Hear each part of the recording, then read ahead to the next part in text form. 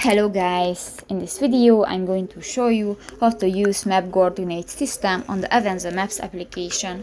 But first of all, I just want to mention, please don't forget to subscribe to our channel, because at 100,000 subscribers we are going to show you our YouTube revenue statistics and growth strategy, how to make money online. So let's jump into it.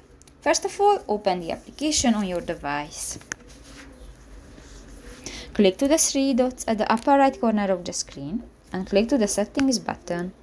In the Settings section, you can find the third option, the unit of measurement, and go to the Coordinate section and you can find the last option, the Use Map Coordinate System. When the setting is on, coordinate will be based on the map data, otherwise it will use VGS 84.